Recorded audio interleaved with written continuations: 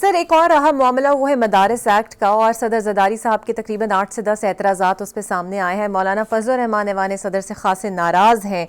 اگر یہ اعتراضات پہلے بھی تھے تو پھر اسے منظور کروانے کے لیے کیوں دعوے کیے گئے اور کیوں مولانا صاحب سے وعدے کیے گئے جس پر آج وہ نالاں ہیں؟ مولانا کی بات بے وزن ہے، بالکل کوئی شک نہیں ہے کہ ان سے جب 20ویں آئینی ترمیم کے جب ڈائلاگ ہو رہے تھے تو اس بل پہ ان سے ایگری کیا گیا، اور دونوں جماعتوں نے، ہماری مسلم لیگ نے بھی، پیپلز پارٹی نے بھی اس کو ووٹ کر کے دونوں ایوانوں سے پاس کرایا ہے۔ یہ بات بھی درست ہے۔ اس کے مین میک بھی درست کیے ہیں، یہ بات بھی درست ہے۔ تو مولانا کی بات میں بہت وزن ہے۔ اور پھر دوسری بات یہ ہے کہ ہمارے لیے لمحہ فکریہ یہ بھی ہے کہ ہم جو وعدے کرتے ہیں پریشر میں آ کے، اگر ہم کسی بیسک پرنسپل کے خلاف کچھ وعدہ کرنے لگے ہیں تو ہمیں سوچنا چاہیے پہلے کہ یہ کیا اس طرح کا وعدہ کرنا ہے جو پورا ہوگا کہ نہیں ہوگا۔ اس کو ذرا ٹھنڈے دل سے سوچ کے معاہدے کرنے چاہیے۔ اور دوسرا یہ کہ جب لیجسلیشن میں جائیں، خاص طور پہ تو اسمبلیوں کی پرفارمنس ایک بڑا سیریس ایشو ہے کہ ہم نے اسمبلی میں اور سینٹ میں اگر اس کے اوپر ٹائم کے اوپر کھلی ڈیبیٹ کی ہوتی، کمیٹیوں میں جا کے ڈیبیٹ کی ہوتی، تو پھر یہ جو اب سکم اس میں اگر نظر آئے ہیں تو یہ سکم نظر اس وقت آ جاتے اور ریکٹیفائی ہو جاتے۔ تو یہ ہمارے لیے بطور سیاستدان بھی، سیاسی جماعتیں بھی، یہ بھی ایک لمحہ فکریہ ہے۔ اتنا بڑا ایوان، اتنے بڑے اخراجات ہیں وہاں پہ، ہزاروں لوگ اس کے ملازم ہیں، اربوں روپے خرچے ہیں پارلیمان کے، تو وہ خرچہ تو قوم برداشت کرتی ہے، لیکن وہاں پہ اتنا ہی سنجیدہ کام بھی چاہیے۔ اگر وہ سنجیدہ کام نہیں ہوا تو یہ لمحہ فکریہ ہے۔ اور آئندہ کے لیے ہمارے جو قانون دان ہیں، قانون ساز ہیں، ان کو چاہیے کہ جو بھی بل آئے اس کے اوپر سینئر وائسز اچھے طریقے سے پہلے اس کو تھریش آؤٹ کریں تو یہ زیادہ بہتر ہو۔ سر لیکن اب یہ ہوگا کیسے؟ کیونکہ اگر آپ ان اعتراضات کو دیکھیں تو وہ خاصے سیریس اعتراضات ہیں، اور شاید کہیں نہ کہیں بادی نظر میں وہ درست بھی ہیں، کیونکہ ہم نے بہت مشکل سے اپنے جی پی ایس سٹیٹس ہو گیا یا پھر اور مشکلیں چیزیں ہو گئی، اسے انٹرنیشنل رینکنگ میں بہت مشکل سے بہتر کیا ہے۔ تو کیا یہ سمجھ لیا جائے کہ یہ مولانا صاحب کا جو مطالبہ ہے صرف مطالبہ ہی رہ جائے گا، یا پھر یہ سکم دور ہو پائیں گے؟ اب میرا خیال ہے کہ ایسا نہیں ہونا چاہیے، ہمیں کوئی راستہ نکالنا چاہیے کہ مولانا کا مطالبہ بھی پورا ہو اور انٹرنیشنلی ہماری پوزیشن بھی خراب نہ ہو۔ سیاست بنیادی طور پہ ہے بھی آرٹ آف پاسبلٹیز، تو آپ نے امپاسبل رستوں میں سے رستے نکالنے ہوتے ہیں، تو یہ نکل آئے گا کوئی نہ کوئی رستہ انشاءاللہ۔ لیکن مولانا کی بات میں وزن ہے، ان سے معاہدہ کیا گیا، ان سے وعدہ کیا گیا، اور پھر اس بل کو سائن کیا گیا، تو یہ ہمارے لیے بھی کوئی آسان نہیں ہے کہ اس سے ہم پیچھے ہٹ جائیں۔ بالکل صحیح۔ اور پچھلے دنوں قومی حکومت کی جو بازگشت تھی، سوال یہ ہے کہ اس 10 ماہ کے دوران کبھی پیپلز پارٹی قیادت پر حکومت کی حمایت ترک کرنے پر دباؤ ڈالا گیا ہے اس حوالے سے، یا پیپلز پارٹی کچھ سیٹ اپ کا حصہ بنے گی؟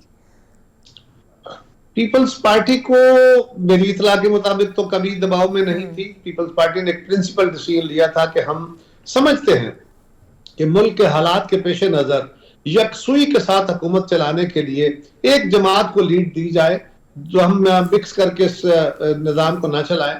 تو ہم نے انہیں کہا تھا کہ جی آپ فیصلے کریں، اگر کہیں ہمیں محسوس ہوگا آپ ہم سے مشاورت کرنا چاہیں گے تو حاضر ہیں، ہمیں جب فیل ہوگا تو ہم آپ کو اپنی رائے سے آگاہ کرتے رہیں گے، لیکن آپ فیصلہ کیجئے، ہم پرنسپل چیزوں کے اوپر آپ کے ساتھ ہیں۔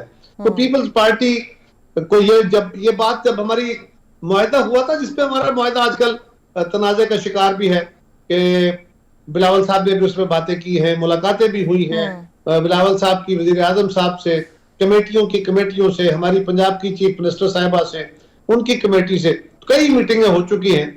اور وہ کس چیز پہ ہیں کہ جب حکومت بنی تو کولیشن حکومتیں اسی طرح بنتی ہیں کہ آپ کچھ چیزیں بیسک طے کرتے ہیں، پھر ان کو لکھ لیتے ہیں تاکہ اس سے ابہام پیدا نہ ہو۔ تو ایک لکھا ہوا معاہدہ ہے جو سائنڈ ہے دونوں قیادتوں کا، اور وہ آپ کے پاس میڈیا میں بھی ہے، سو اس کے اوپر ہم عمل درآمد کی بات کر رہے ہیں۔ وہ بھی ایک تلخی موجود ہے، لیکن اس وقت بھی یہ ڈسکشن میں ایک پوائنٹ آیا، ایسے ہی ذیلی ڈسکشن تھی، تو اس میں یہ ڈسکشن میں پوائنٹ آیا کہ جی اچھا ایسے کر لیں کہ آدھا ٹرم کر لیتے ہیں، 2.5 سال مسلم لیگ کرے، 2.5 سال پیپلز پارٹی کرے۔ تو بلاول صاحب نے اس کو دیر اینڈ دین کہا کہ جی نو، یہ طریقہ کار مناسب نہیں ہے، یہ تو پھر گورنمنٹ پہلے دن ہی کمزور گورنمنٹ ہو جائے گی، ہم کہیں گے جی گورنمنٹ ہے 2.5 سال کی، اور اس کو میڈیا نے بھی اڑا دینا تھا، اور اس کا اپوزیشن بھی کہتی کہ یہ کیا ہے، اور لوگوں میں بھی جس اعتماد ہم جس پولرائز ماحول کا شکار ہیں اس وقت، جو انسرٹینٹی ہے، اس میں بلیو یہ ہوتا کہ یہ گورنمنٹ جو ہے یہ تو پتہ نہیں کیا ڈیل کر کے آئی ہے، 2.5 سال کے لیے ہے، تو یہ اسٹیبلٹی نہ لا سکتی. تو اس لیے ہم نے پرنسپل فیصلہ کیا تھا. ابھی تک اس پوزیشن میں کوئی تبدیلی میری اطلاع کے مطابق نہیں ہے.